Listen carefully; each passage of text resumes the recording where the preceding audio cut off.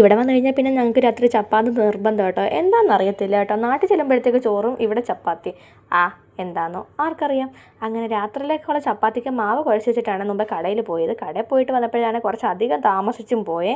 അങ്ങനെ കിൻഡർ ജോയി എല്ലാം നിന്ന പാപ്പിയാണെങ്കിൽ പെട്ടെന്ന് പറഞ്ഞ് വന്നേ. എനിക്കാണെങ്കിൽ ഇങ്ങനെ സ്പീഡ് കൂട്ടിക്കഴിഞ്ഞാൽ പിന്നെ ഒന്നും ചെയ്യാൻ പറ്റത്തില്ല കേട്ടോ. ഞാൻ ഒന്നും മിണ്ടാതിരിക്കും പാക്കിന്ന് എല്ലാം ഇടയ്ക്കിടയ്ക്ക് പറയുന്നുണ്ട്.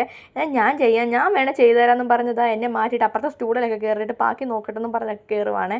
ഞാനാണെങ്കിൽ അത് പെട്ടെന്നാണ് ചോപ്പറിലിട്ടിട്ട് കുറച്ച് ക്യാരറ്റ് ഉള്ളി എല്ലാം കൂടെ ഒന്ന് ചോപ്പ് ചെയ്തെടുത്തിട്ട് അതൊരു മുട്ടത്തോരൻ പോലെ ആക്കാനുള്ള പ്ലാനാണ്. പെട്ടെന്ന് മുട്ടയാകുമ്പോൾ പിന്നെ പാക്കിക്ക് ഭയങ്കര ഇഷ്ടമാണ്. അതുകൊണ്ടാണ് ഞാൻ പെട്ടെന്ന് അങ്ങ് മുട്ടത്തോരാകുമ്പോൾ നമുക്ക് ഭയങ്കര ഈസി ആയിട്ടെല്ലാം ചെയ്യാമല്ലോ.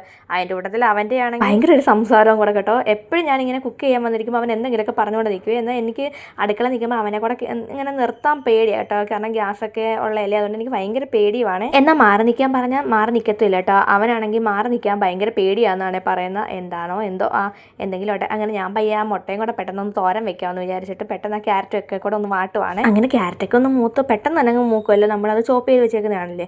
അപ്പോഴത്തേക്ക് പിന്നെ അതിലോട്ട് 2 മുട്ടയും കൂടെ ഒന്ന് പൊട്ടിച്ചൊഴിക്കുകയാണെങ്കിൽ പിന്നെ കുറച്ചും കൂടെ ടേസ്റ്റ് അല്ലേ.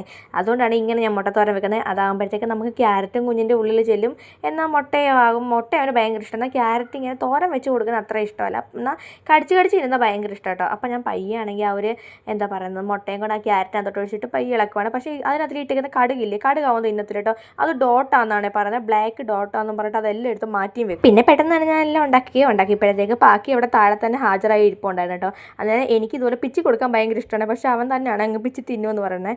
അപ്പോൾ സൂപ്പറാണെന്ന് ചോദിച്ചപ്പോൾ സൂപ്പറാണെന്നൊക്കെ പറഞ്ഞ് അങ്ങനെ കുഞ്ഞ് ചപ്പാത്തി കഴിക്കുന്ന സമയം കൊണ്ട് ഞാൻ കുറച്ച് അരി ഉഴുന്നും വെള്ളത്തിലിട്ടിട്ടുണ്ടായിരുന്നു. നാളെ കുഞ്ഞിനെ സ്കൂളിൽ ദോശയാക്കാമെന്ന് വിചാരിച്ചു. അതിന് വേണ്ടിയിട്ട് അന്നേരം ഞാനത് പയ്യൊന്ന് അരച്ച് വെക്കുവാണ്. ഇവിടെ ആണെങ്കിൽ ഭയങ്കര കാറ്റാണ്. നമുക്ക് ഭയങ്കര തണുപ്പും ഭയങ്കര കാറ്റും എല്ലാം കൂടെ ഒരുമിച്ചാണ്. ഈ പ്രാവശ്യം നേരത്തെ തണുപ്പ് തുടങ്ങിയെന്നാണ് തോന്നുന്നത്. അങ്ങനെ ഭയങ്കര തണുപ്പാണ്.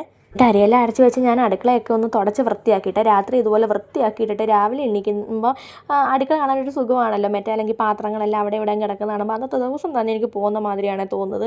അന്നേരം ഇതുപോലെ ഒന്ന് വൃത്തിയാക്കിയിടുവാണെങ്കിൽ രാവിലെ എണീച്ച് നമുക്ക് രാവിലത്തെ ജോലി ചെയ്താൽ മതിയല്ലോ. അപ്പോൾ എൻ്റെ വീഡിയോ ഒക്കെ ഇഷ്ടപ്പെടുവാണെങ്കിൽ ഒന്ന് സബ്സ്ക്രൈബ് ചെയ്യണേ. അപ്പോൾ അടുത്ത വീഡിയോയിൽ കാണാം. ടാറ്റ.